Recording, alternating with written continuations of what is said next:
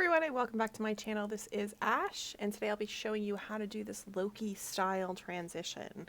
I've had a lot of comments on this particular video asking about node setup and how I did it, so I figured this was a great opportunity to show what I've learned. So let's dive right in. Before we get started, if you guys don't have Node Wrangler installed, you'll need him. So if you head over to Edit, Preferences, go to Add-ons, and in the search bar, just type in Node. Oops, Node, spelled correctly.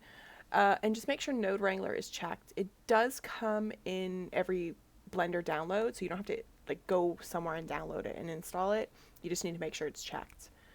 But yeah, saying that, let's start. This is the setup. For this particular video, I just used 2 objects. You can use one and, sort of extrude the horns or whatever is different in the transition and use keyframes. But I was just trying to get the transition working, and I just wanted to go the simplest route, so I just used 2 objects. There's no right or wrong way. It's just a different way of doing things. I'm going to hide Loki with the horns for now anyways, because we're not dealing with him.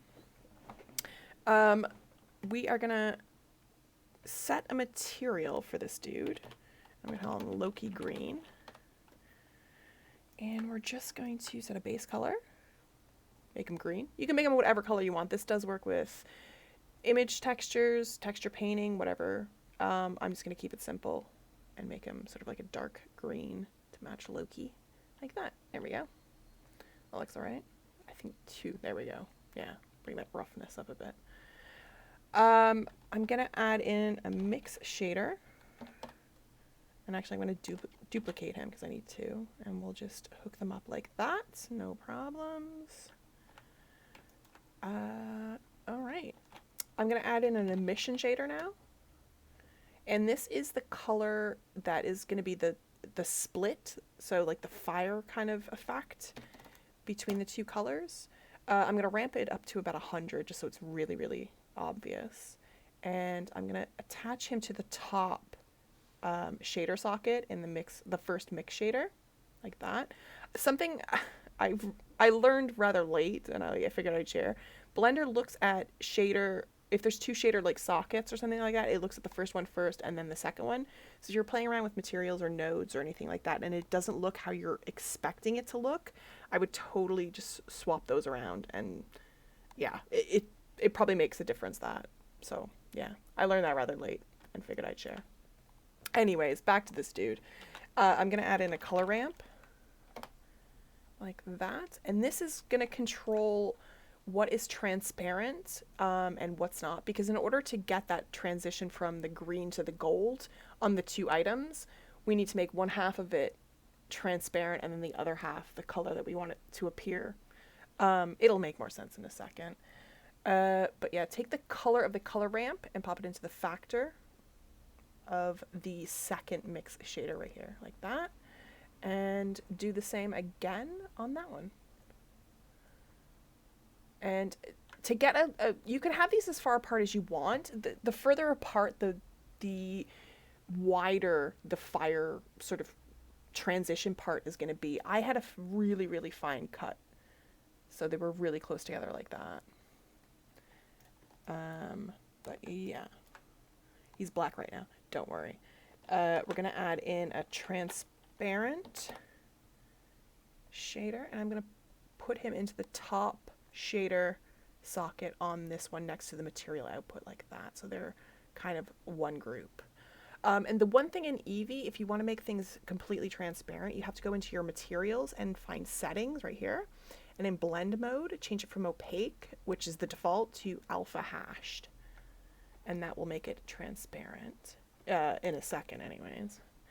I'm going to add in a noise texture like that, and also a gradient texture. And this is going to add the sort of roughness and speckly part of that fire transition.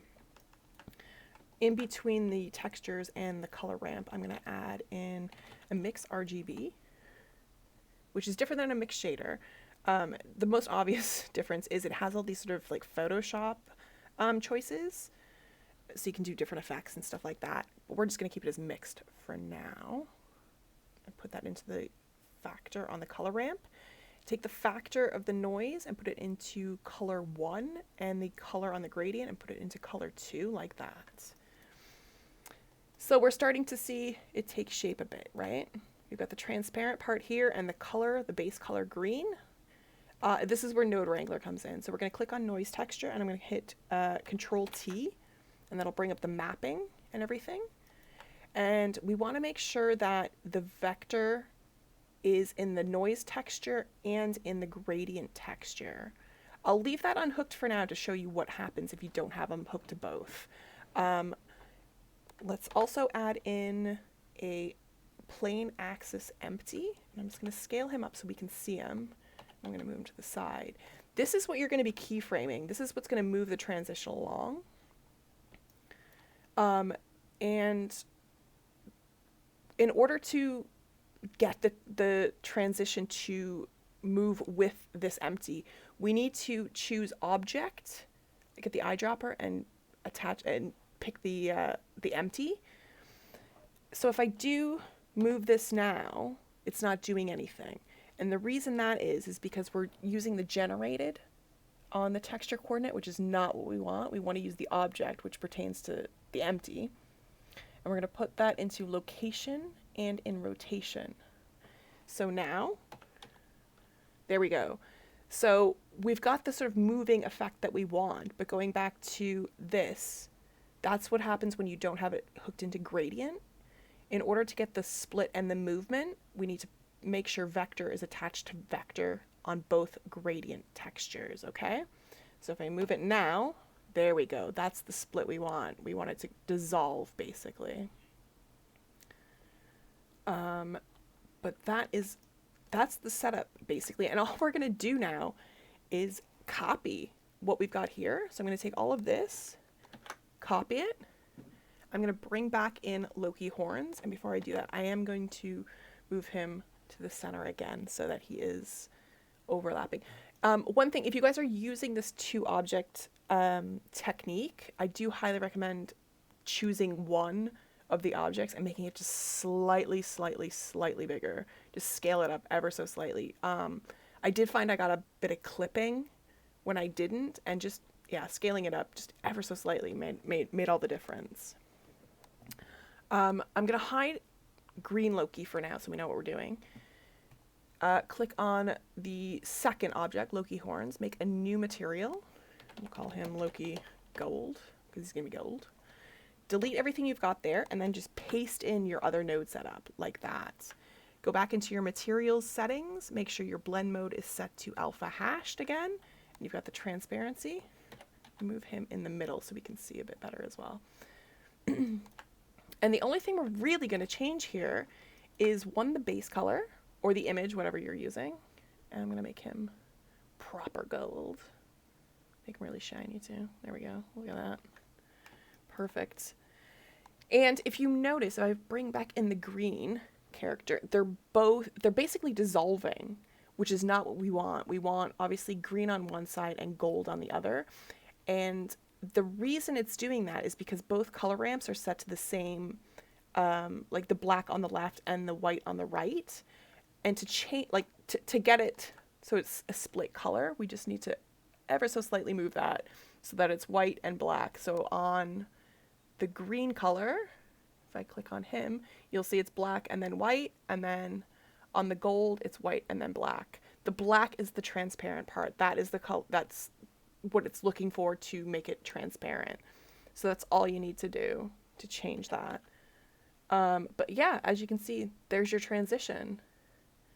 This fire split part is all controlled via the noise texture scaling details, and you can play with these settings all you want. Make it rough, distort it, yeah, you can make it pixely, however you want it to look. For mine, I think it was something like 6.7 scale and like a 3 detail. I know I didn't have any distortion, but that's it. You can play around with this factor as well if you want it to be like a line, if you want it to dissolve even more. But again, for mine, it was a perfect half split like that.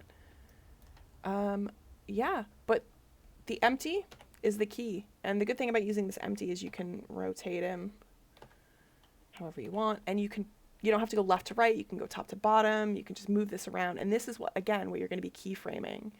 So if you go into layout, and we'll go to the start, we'll hit I just to put a keyframe in for that empty, location, rotation, and scale. And then we'll move ahead to frame, say 60. Just move this guy, oops, choose him, move him around. Again, hit I, location, rotation, and scale. And there you go. That's what it is. And you can have as many keyframes as you want. If you want to pull it back, hit another I, and he'll just keep transitioning. There you go. But that's it. I will show you the shader again, because I know on tutorials I like to pause and see the setup. So I will give you a good shot of that. And that's it. Just like that. I hope that helps you guys create whatever you're creating. I hope I explained everything and you have no further questions. If you do, if there's anything you isn't clear or you need more information on, please feel free to drop me a comment in the comment section. I love hearing from you guys, and as always, thank you so much for watching my channel, my videos, commenting, and being so supportive. This is such a great creative community. I'm so happy to be a part of it. So keep all of that coming. Drop your art stations and I'll follow everyone. I love it. You guys inspire me. Anyways, in the meantime, have fun, learn lots, and I will talk to you all later. Bye.